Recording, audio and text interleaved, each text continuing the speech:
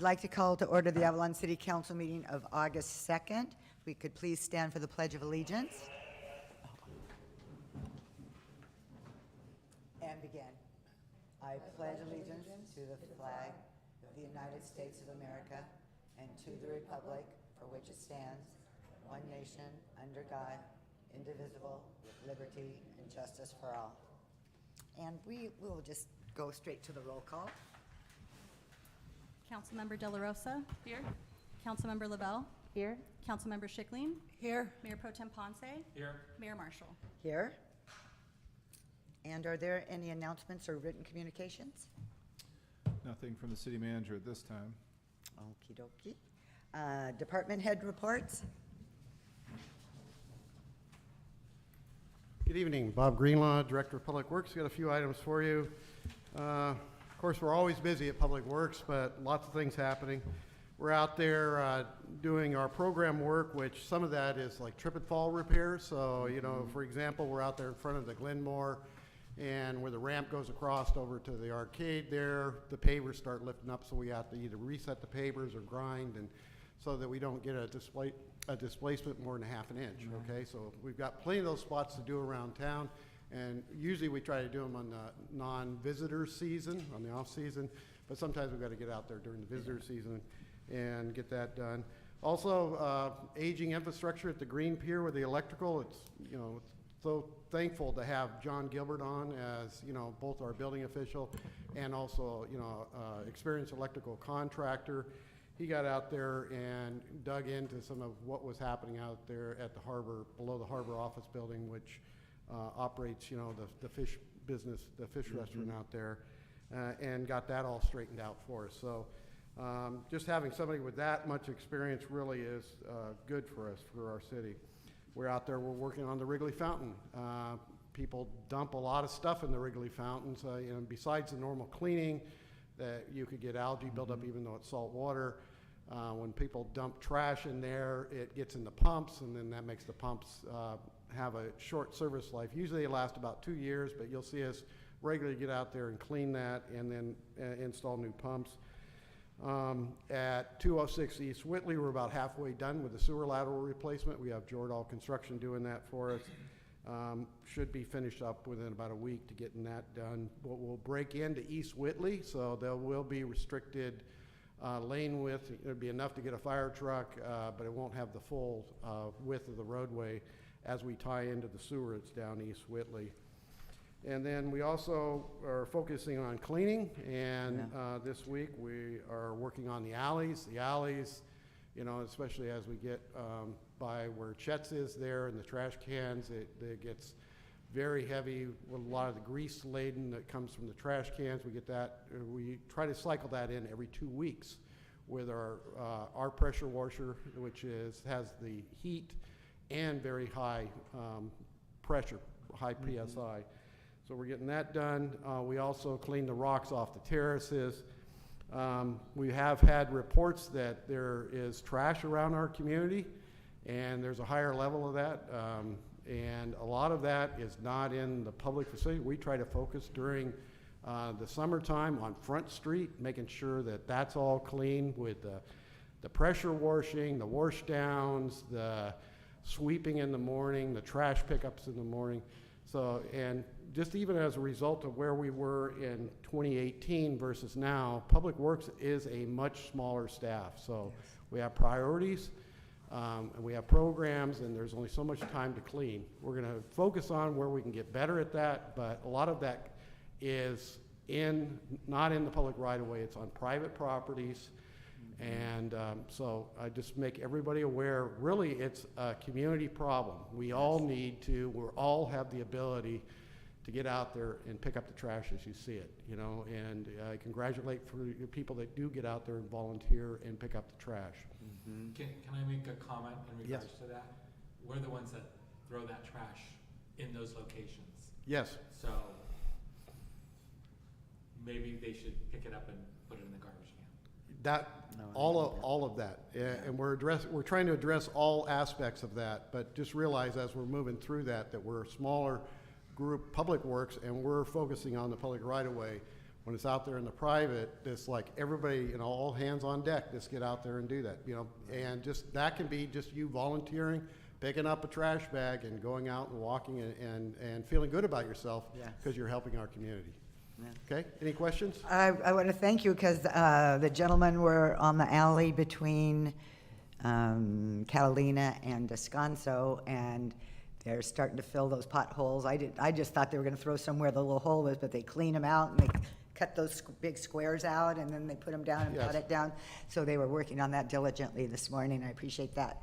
And also the smell that I reported last week, the lady says it is better. It seems to kick up a little bit in the evening for a little bit, but not like it was. So whatever you had Montrose to do to help with that problem, I know you're still working on it, but it's much better. So at that's one related to Pebbley Beach Lift Station? Yes. Yes, and so what happens is, as we get past like the 5 o'clock to 6 o'clock, and we're getting a surge of flow, and there's so much cushion of air in the wet well, and then the flow comes up, and then it pushes that, you know, the air out, which is, yeah.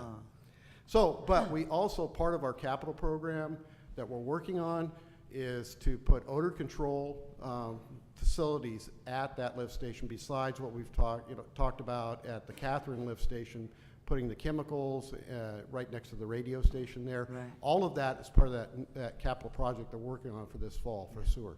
Yeah, great. So it's much better, but Okay. yeah, the guys are hustling, boy. Okay, who's next? Warren. Good evening, Warren Karstarfen, Avalon Harbor Master. Okay, so the harbor continues to be running at full steam ahead with the moorings in constant demand throughout the July and August. Weekends are sold out early on Fridays. The weather has been changing. The seasonal south swells have been making their way into the harbor. This is making it challenging for the excursion vessels, the tendering operators, and others who use the docks and floats. The surge that was created by Hurricane Frank is expected to diminish in the coming days ahead.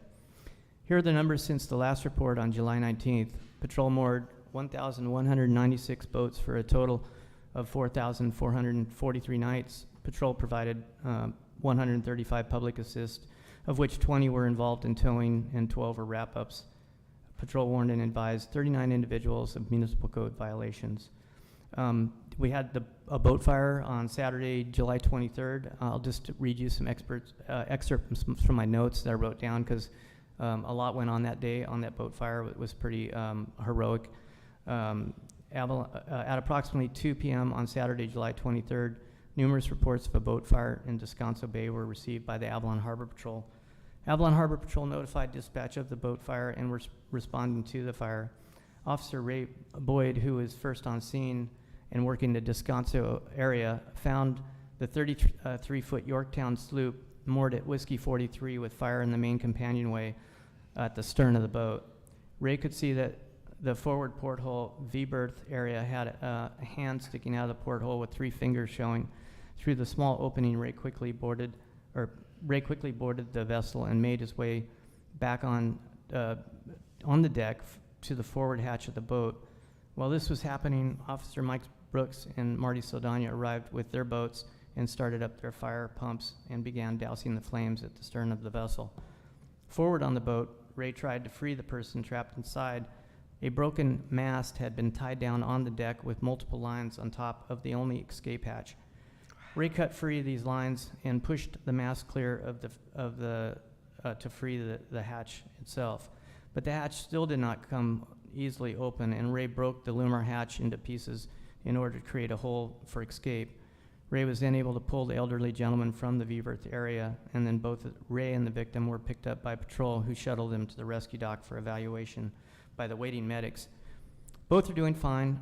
Baywatch, Avalon, and City Fire took control of the vessel and continued to put out the remaining flames and hot spots. Obviously, I'll be putting a letter of commendation together for Ray Boyd and the crew there. But I'm happy to report this successful incident to you. Wow. Also, I would like to introduce to you the Assistant Harbor Master, Kevin Schmidt. If you want to come forward. Come on in. So Kevin has been with the Harbor Department as a seasonal Harbor Patrol since 2001. Kevin recently changed careers and has come aboard with the Avalon Harbor Patrol after 32 years with the Desert Sands Unified School District, where he filled many roles. While Kevin has an extensive background in administration roles, he also possesses the ability to work operationally with the group, which makes him a solid fit for our team. We're really happy to have him aboard. Yeah. Thank you. Welcome, Kevin. Welcome. Any questions of our harbor master? No? We're good? Okay. Who's next?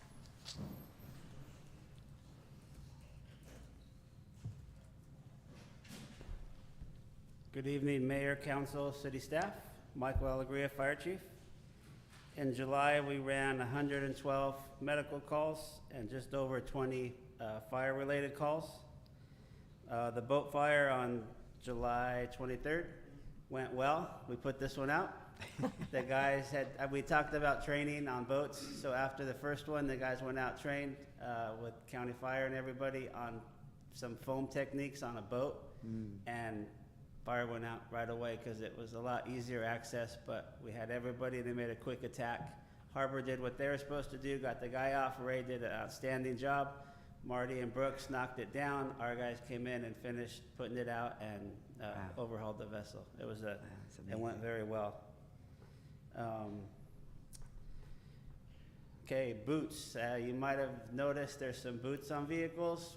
We're trying. There's a long way to go, but there's still a couple more boots out there, but we're starting the process of trying to get some of these vehicles taken care of properly. And with that, you guys received a letter, I believe, yesterday, a complaint of some things on eucalyptus. I'm not sure. I know it came to City Hall, Chief. Okay. I'm I not didn't- sure where else it went. No, we'll talk about it later. Okay. I'll pass that on to you. Okay. And we are working along, and I've got some notes for you for the next report if it comes up again, when it comes Okay. up again. Okay. So with regard to the boot, what's the next step? Because I know this one got, on the other side of my street, there's a boot. What happens? Or how does the cars get? Certified letters go out to the registered owner to Okay. either turn it over to the city with the pink slip, or they have to fix their violations to get the Okay. boot off. Do they have a certain amount of time to get it off the street? Or to work with you to get it away? I mean, it's not bothering me that it's there. People are sitting in it. No, but- there's a timeline. Is there? Okay. Yeah, I'm not totally familiar with it, Okay, I'm just that's right. learning it, but Yeah. I know they have sent out the first letters. Great, excellent, yeah. And that was somebody who was renting their golf cart out and with an expired city sticker and expired DMV registration. Yeah. Yeah. People, that's bold, that's been pretty damn bold. Yeah. They're bummed that they had it parked across from me, I'll tell you. No handicap sticker. Oh, because there is one in town with a handicap sticker, no sticker, and it expired. Oh, okay. Well, let them know, because There these guys are doing a great other job. vehicles, I believe one has no city sticker, anything on it, and the other one, registration on the vehicles from 19, so, Yeah, they've had a while. Yeah. So we're slowly, no, you're Chipping away at it, doing a trying. great job, doing a great job. Any any other questions? questions? No, thank you. Thanks, Chief.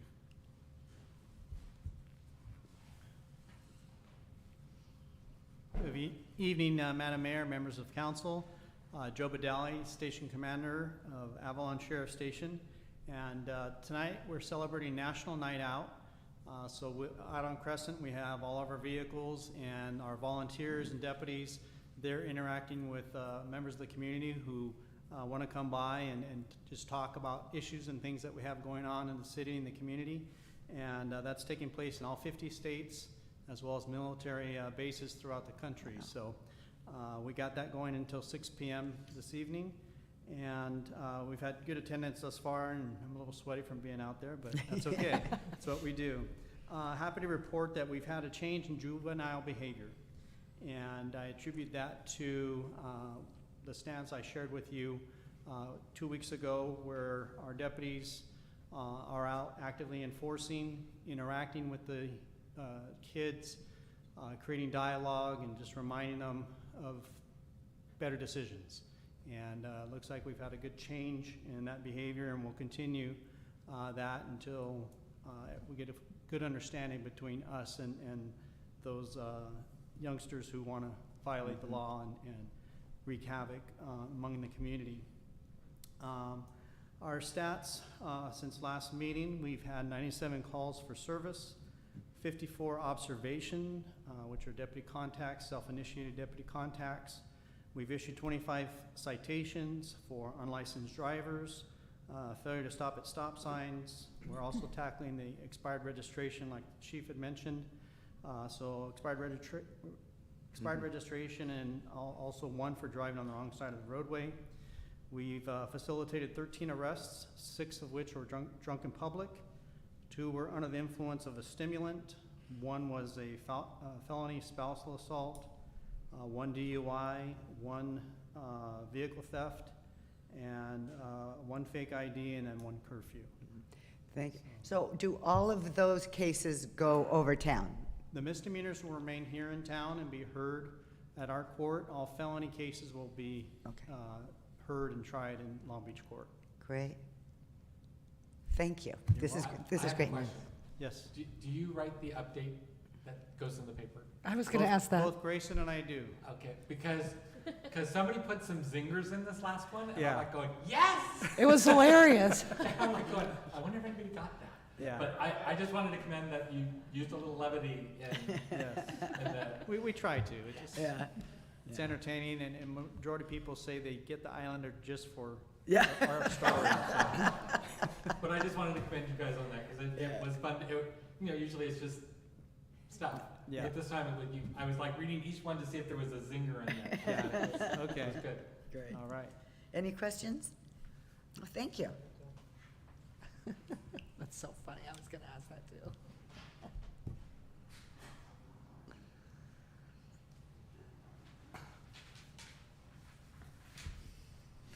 Matt Baker, Finance Director, Evening Council. Just a couple of quick updates. July, I just did the nightly mooring revenues, and July was actually up about 5% from July of last year. So that means probably from a per boat basis, we're right where we were last year. So that's definitely a positive thing. We're definitely paying close attention to the numbers, but so far, at least for the nightly mooring revenues, we're well on pace to meet where we're budgeted at. The only other thing, I want to thank the 101 subscribers. So you can now find these meetings online at youtube.com/City of Avalon CA. So that's again youtube.com/City of Avalon CA.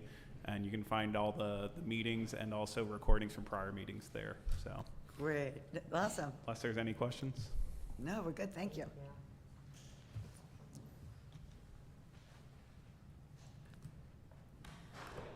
Good evening, council members and mayor. On Saturday, July 24th, we held a paint and skate competition for our local youth. Jenny Diaz started early in the morning teaching kids how to mural on our art wall and using spray chalk to do art on the cement. Local youth artist Sam Padilla won the contest with a mural of a dinosaur, and local skater Tyler Holmes took first place in the street competition. All in all, we had over 12 people participate in the competition, with many more who came to support. Afterwards, we were able to talk to the kids about building the skate community and having to take ownership over the park. The department feels it was a success, especially on a week's notice. So we're doing it again on August 27th, the weekend before school starts. We have bigger prizes and increased competitions and younger age groups. We will be also introducing Sam Huerta, who will be teaching skating for our youth through the city this fall. Sam will be having a demonstration and teaching new tricks to the kids at the competition. If you would like to participate, just show up on the 27th of August, starting at 8 a.m. Or if you'd like to donate to the event, you can contact me, David Hart, at the city. It's football season again, and the AFFL is back. That stands for the Avalon Football League. The league is for our youth grades 3rd through 5th grade and 6th through 8th. Boys and girls are both welcome. It is truly a skill league where your child will learn to run, throw, and catch.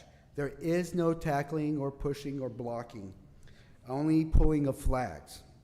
Sign-up starts next Monday, and evaluations will be September 11th, with games starting on September 18th. The fee is simply $20. We would like to see as many kids as possible to be able to participate. Sign up next Monday on recreation.cityofavalon.com or at City Hall. August 10th will be our last movie on the beach for the summer. Our movies on the beach have been well attended, so if you're looking for a great seat, get there early. Movie starts at dark. Next week's movie will be Luca, a coming-of-age story about one young boy's experience of an unforgettable summer filled with gelato, pasta, and endless scooter rides. So we'll see you next Wednesday. Last week, I met with the principal, Emma Pagero, about our youth programs and how we can collaborate more together with the school and the city community service department. We brainstormed a lot of diversified ideas. It felt fruitful and very productive, and I will share more as we continue to develop those programs. Also met with the Long Beach Unified School District to finalize our reciprocal agreement. We have been working on it for a little over 3 years, most of that due to the fact of changeover of employees on the LBUSD side, as well as COVID. So it was low on their priority list at the time, but the city and the school have been continuing based on our last agreement.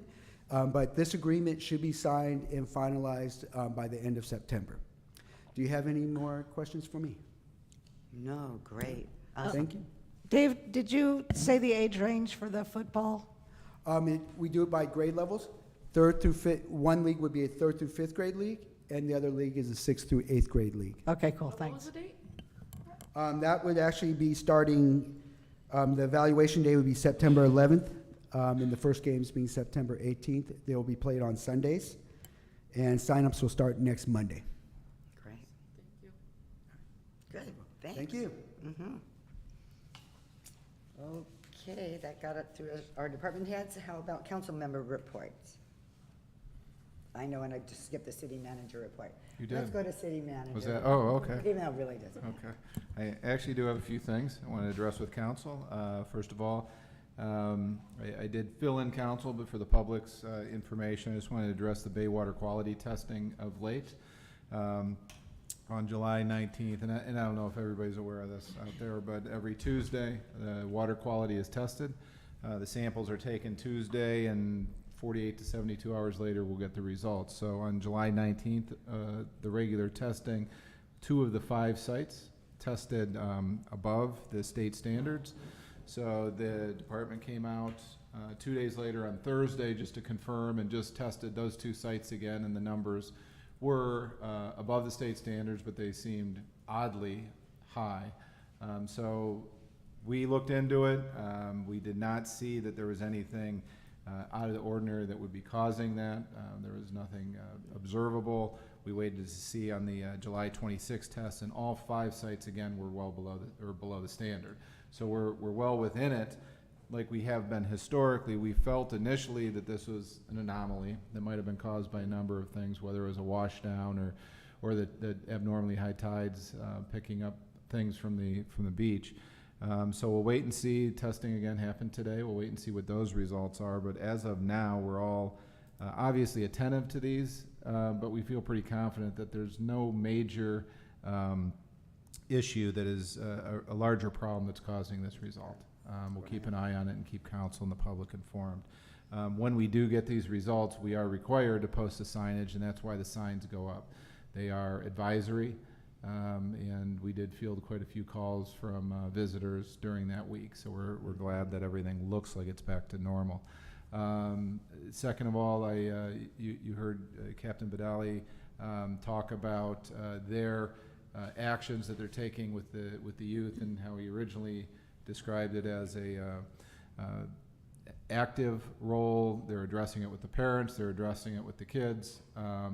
I want to thank both Captain Badali and Sergeant Klein. They've been very engaged with me personally as far as telling me what they're doing, following up, I think doing everything that they expressed they were going to do. And on an unrelated but positive note, the contract that we entered with the Sheriff's Office a month or so ago, as you recall, we added additional hours to that contract for an additional price. But Captain Badali brought forward to me a week ago that when you add those hours, it's a cheaper rate than our original contract price. So our rate is going to be about $33,000 less than what was presented to council originally last month. So obviously happy for that.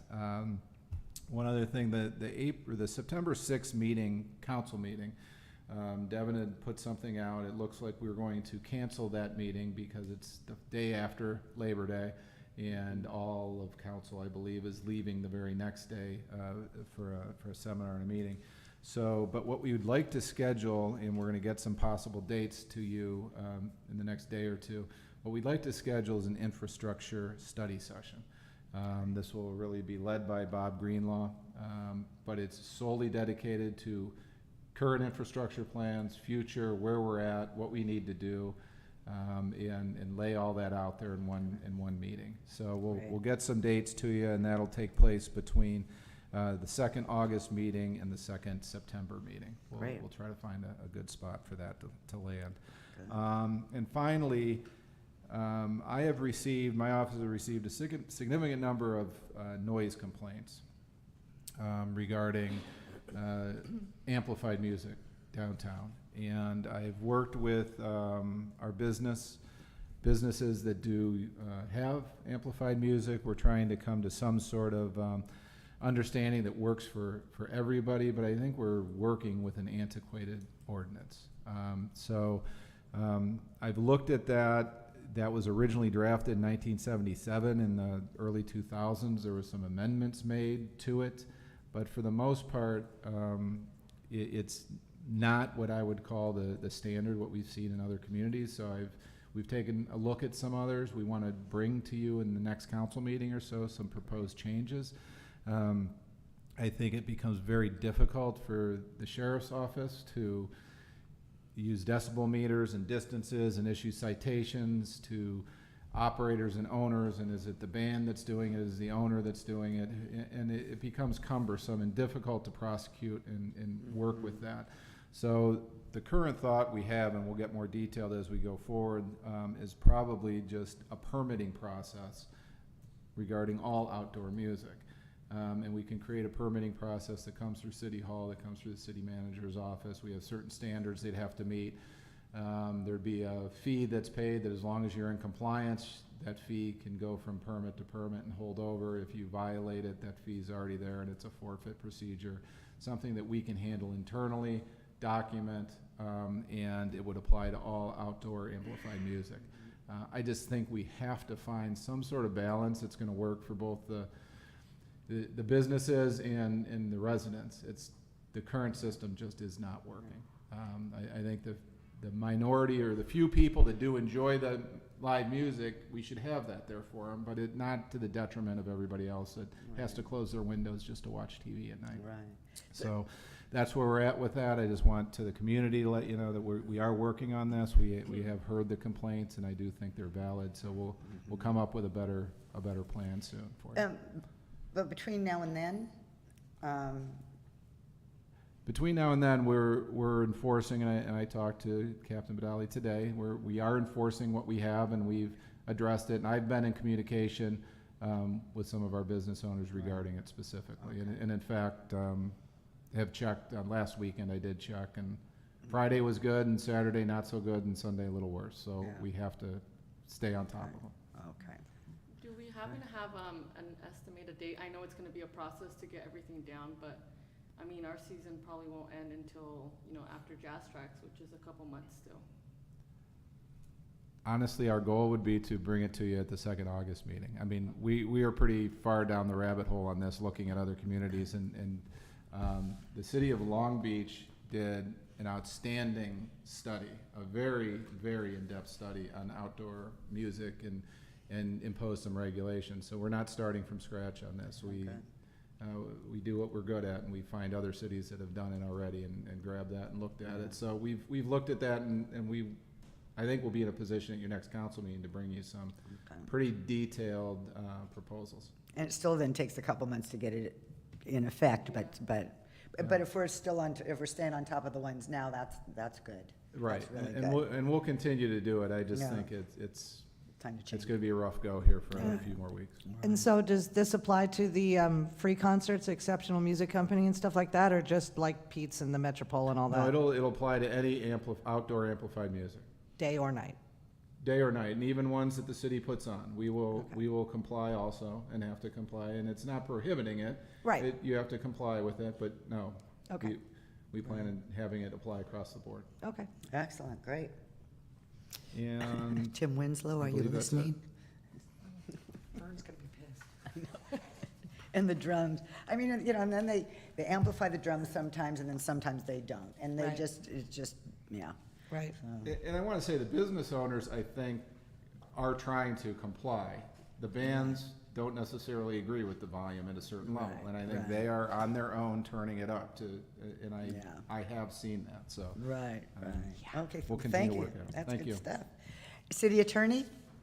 Yes, just to note that I'm meeting with our Los Angeles County League representatives tomorrow to go over last-ditch efforts on some legislation that is pending in Sacramento. So we'll be working with them, and once the legislation gets closer to enactment, we'll be providing you updates, including the legislation on the Brown Act, which would hopefully allow us to continue to meet remotely without having to post at all of your homes. So stay tuned. Mhm. All right, thank you very much. Council members? Nothing for me this week. Okay. All I have is that I'll be attending Cal City's LA Division's meeting on Thursday, the installation of the new board and officers. And that's all I've got. Met with the connectivity group for broadband, and hopefully we'll have some updates soon regarding that. And see, we already met with Emma, so hopefully we'll have a discussion with Emma and Dave next, and then also Long Beach City College to go over some of those discussions. Great. And have the COG tomorrow, right? Hopefully this goes through, so. Oh, right. Okay, great.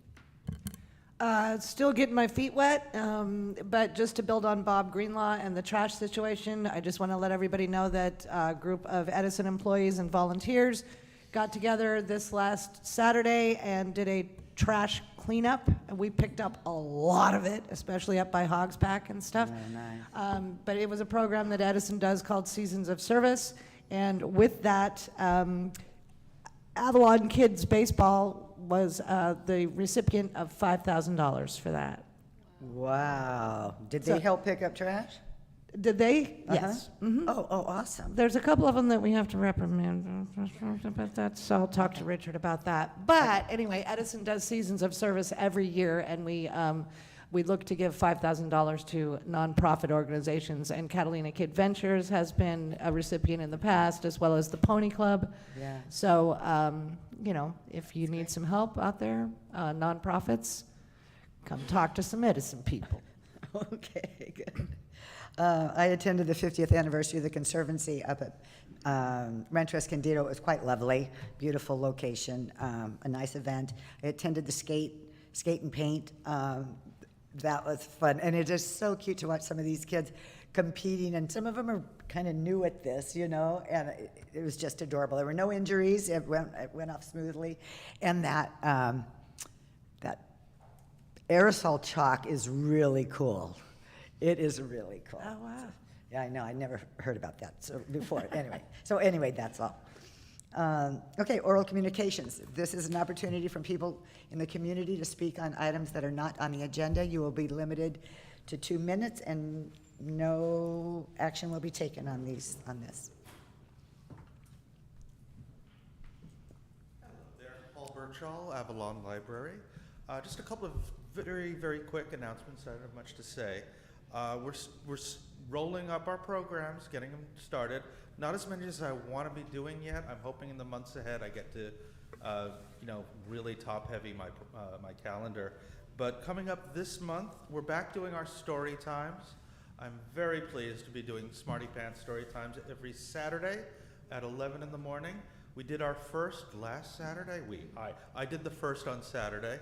There were 3 people. But you know what? They had a great time, and I am so rusty at doing this stuff. It was just a pleasure. You know, they're saying, we're so sorry, it's just 3 of us. I said, no, it's awesome. You're giving me the practice. It's fabulous. Coming up, so every Saturday, 11 o'clock. Coming up this Thursday, Thursday at 4 o'clock, I have a visiting artist, Emmy Lamb, who has come out to Avalon before. She is going to do an etching program with leaves and nature, etching and making stamps and things like that. It should be kind of exciting. I'm starting my book club the last Tuesday of the month. This month it's going to be The Club. The books have come in. It seems to be I don't want to say, it's a Reese Witherspoon book club entry. It seems to be a mystery about a sort of creepy Tesla guy who gets off on his, desert island, and everybody's a suspect. It reads really well. What else? Super quickly, we're still doing our crafts Tuesdays and Saturdays, and then since the museum does a lovely craft on Thursdays, the kids have a chance of a craft at least 3 times a week. Very nice. Still doing our summer discovery program where you read 3 books, do 3 things, and get your pick of some free books and some free tchotchkes that I have in a box. Let's see. Well, we're getting a lot of visitors. Really, numbers are up. We have reached our pre-pandemic record today at 5 o'clock. We had something like 150 people so far, with another 2 or 3 hours left to go. Wow. The library's pretty popular on this little island. Wonderful. It's mixing about 50% tourists, 50% locals, which I think is perfect. Yes. So thank you very much for supporting your local library. Look forward to seeing you down there. Thank you, Paul. Awesome. Anybody else? Mayor Marshall, I've received something via s.com. Okay. I would like to announce into the record that the city received 1 written communication requesting that the Harbor Department issue a special permit for advanced divers to dive between buoys W45 and W46 at Descanso Bay. This person is requesting this topic to be placed on a future agenda. You want to start just... And I'm sorry, was this for diving the Valiant? It just says diving in Descanso Bay between buoys W45 and W46. Yeah, so that's where the Valiant wreck is. We don't issue the permits this time of year when we're using the mooring areas, but they want to put this in the agenda. They want it on a future agenda for Okay, I did receive an email regarding this, and I denied the permit request. We don't issue the moorings. I mean, we don't issue the dive permits while we're using the moorings because of the danger it poses to the divers. Okay. So we'll see what this person would So like. if you're, I mean, yeah, if you're looking maybe in November, December, or whatever, or you can work dates or not at all. We issue a permit to dive the Valiant anytime the mooring field is not in use. Okay. Yeah. But I think I got the email was a request for August, and we're in constant use out there. Okay. Well, I don't know if can this be handled administratively? Sounds like, or does it really not need to go before the council? What we'll do is we'll look at it. I'm sorry, Gabby. We'll look at it, and if it's required to come to council pursuant to appeal process, we'll get it on your agenda. But Okay. I was going to say the exact same thing. Okay. Great. Thank you. Thanks. Okay. All righty. A presentation, Southern California Edison. All right, well, I guess I have to recuse myself goodbye. since I'm a Southern California Edison employee. Yes, you do. Okay. Bye. Bye.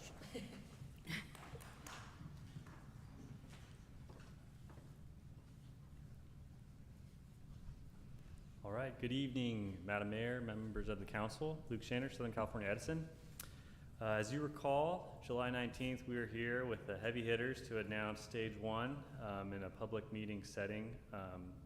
All that's required with stage 1 And at that time, the California Public Utilities Commission, or the CPUC, had not approved activation of stage 1. It has to follow an advice letter process. Today, we are encouraged to be here to report that it has been authorized by the commission. July 21st, that came in, so a couple days after the public meeting. So we appreciate the commission prioritizing that review, and also members of the community that I believe reached out to elected officials to express their urgency and concerns with it being delayed. The timing could not come better, as we see drought conditions, as we see demand at 15-year high. Fortunately, desal plant 2 has helped desal production achieve all-time highs, and that's a great, I think, lesson learned and accomplishment in the last drought that we're seeing benefit things this drought. Stage 1 means that customers now must abide by the 15 restrictions. Those are in the tariffs, and they're also really conveniently accessible at scE.com/Catalina. If you haven't been there in a while, we have a nice picture of the island, and if you scroll down, it summarizes in yellow stage 1 material, and then download this helpful brochure. Takes you to some of the key information for stage 1. So no printout, you could pop it up whenever you need to, and then here's the 15 restrictions. Depending if it's a residential service or a non-residential service, those restrictions will vary. And I believe that's all I have. We do look forward to returning on a monthly basis to provide updates to water conservation efforts, what's achieved, what the water status is. And then also we mentioned we want to get ahead of stage 2 with some tariff updates, finding antiquated parts of the tariff, especially what's become antiquated with the desal production capacity, and finding ways to introduce flexibility with implementing stage 2. So once that's drafted, bring back those key elements just to share. And that's all I have. Great. Any questions? So so now the little tents are going to start coming out and all that stuff, They'll start coming up. The banners start coming up. Yeah, great. Thank you, Luke. I've been getting some calls, so perfect. Thanks. Okay. Well, that was quick. Anyway, thank you all for coming. Consent calendar. Thank you, Mayor and Council, for the consent calendar tonight. Oh, yeah, go get it. Oh, yeah, bring Mary back. Sorry, Mary.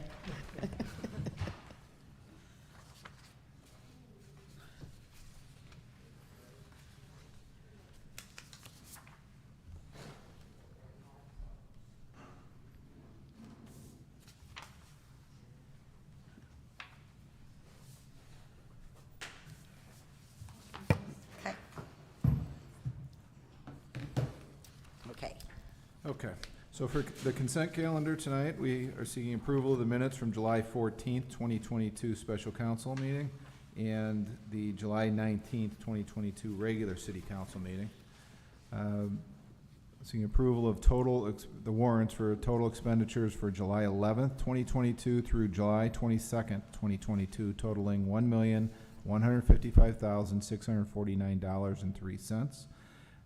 We need council to appoint council member Lisa Lavelle to represent the city of Avalon on the board of directors for the Gateway Cities Council of Governments, and adopt a resolution appointing Mayor Marshall as the voting delegate and Mayor Pro Tem Michael Ponce as alternative voting for the annual League of California Cities Conference in September 2022.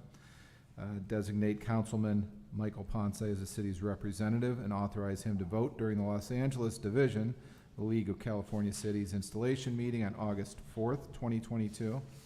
And finally on the consent calendar is the denial of appeal 22-01 regarding Planning Commission action of PC number 2783 approving a setback variance at 261 East Whitley.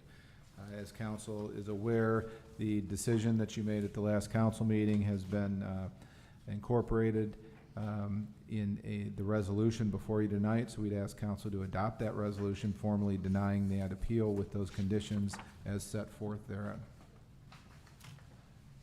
Is anything you want to pull? 6. Okay. All right. So is there a motion on 1 through 5? I'll move to approve items 1 through 5 on the I'll consent second. calendar. Okay, moved and seconded. Comments? Call for the vote. Councilmember De La Rosa? Aye. Councilmember Lavelle? Aye. Councilmember Schickling? Aye. Mayor Pro Tem Ponce? Aye. Mayor Marshall? Aye. Item number 6, sir. Only to vote separately. Oh, okay. Then I'll move to approve item 6. I'll second. Councilmember De La Rosa? Aye. Councilmember Lavelle? Aye. Councilmember Schickling? This is to approve? To confirm the resolution. Okay, aye. Mayor Pro Tem Ponce? No. Mayor Marshall? Aye. 4 ayes, 1 no. Councilmember Ponce? Item number 7. Under general business, item 7, before you is first reading of an ordinance amending chapter 9-7.10A02 of Title 9, Planning and Zoning of the Avalon Municipal Code relating to temporary use permits. Before you is, we ask you to introduce and waive all readings of the ordinance of the City of Avalon, chapter 9-710A02, Title 9, relating to temporary use permits. This is the only change to this, if you see in the ordinance, is the removal of there is an expiration language in that ordinance, and we'd like to keep that on the books because we do feel it's a valuable tool. Okay.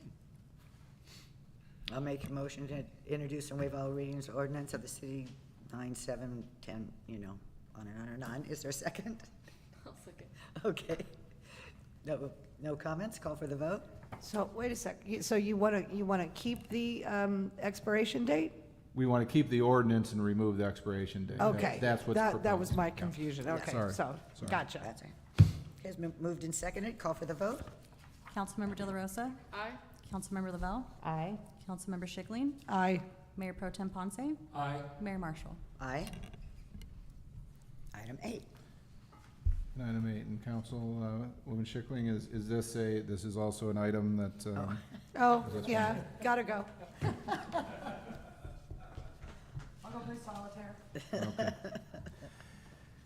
Now, item 8 is discuss chapter 6, section 6.13 of the Avalon Municipal Code regarding water conservation and phase 1 enforcement of fresh water conservation. Before you heard tonight, we were asking council to discuss this and provide direction to staff regarding the conservation and enforcement of phase 1. Well, what is interesting, because Lisa brought this up and we chatted about it, but I don't know if city manager said, we had a meeting with Edison yesterday, and they are in favor of taking over enforcement For stage 1. for stage 1, and code enforcement won't have to do that. Oh, Yeah. so we wouldn't have to pay for those hours? Right. Okay. Yeah, we wouldn't do it at all. Or they, Right. yeah, I think the issue was we were concerned with them having to add additional duties onto what was already there and then increase hours of operation as well. So in doing this, Edison is able to do that, has the funds to be able to do that, so it makes sense. Yeah, they said they'd probably start with somebody a couple of hours a week, Mhm. and a couple days of the week doing it, and then As as it it kicks progresses, in, yeah. And they were gonna look into how they manage the finances of if they collect any fees or anything. So, it was Are very they- nice that they just kind of said, okay. Are the workers from here, from the island, or are they bringing people from? No, the regular staff, they're gonna integrate regular Yeah. staff. Okay, awesome. Yeah. Last time it was regular staff, and then they hired, I believe Sarah Hall was part of the enforcement staff for that, so they hired on Right. special for it, so. Right, so that was okay. Did you want to add anything to that, Dave? I just say, Mayor, I wanted to reiterate, we appreciate that our conversation with them the other day was very positive. They offered this up and volunteered it, and we think it's great for them to do it and take that pressure off our staff. They did indicate that initially they would be in a education and warning phase as compared to a citation phase, and then move on to citations if it's repeat offenders. Right. So then we're going to have to, at some point, remove chapter 6, section 6.13, right? Well, I think the way that we're looking at this is that Edison has the authority to do this Okay. as written. We don't necessarily have to take any affirmative action at this time regarding that. Edison's regulations are slightly different than ours, and they're going to And they realize that, but they're not gonna go beyond what we provide in our code. So like I got a call the other day, and I didn't realize that this had already been in effect. So if I'm a neighbor and I see something, what do I do? Well, that's a conversation where it's Edison will be enforcing, so I don't know if they'll have a separate enforcement number or hotline set up, but we can find that out for you. Okay, Yeah, all righty. last time I think it was the local Catalina line, and they were able to connect with staff on the island once a call was made. Okay, So, okay, well, good, yeah, okay. Well, is gosh, that sufficient direction? Yeah? yeah, that's sufficient, correct? We're good? We're good. I'll get Mary to see if there's anything else, and then we'll. Oh, yeah.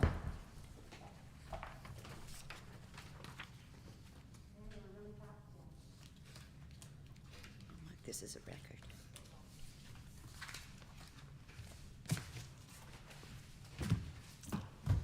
Well, we didn't keep you too long here today, did we? This is excellent. Okay, well, if there is no further business, meeting is adjourned. Thank you.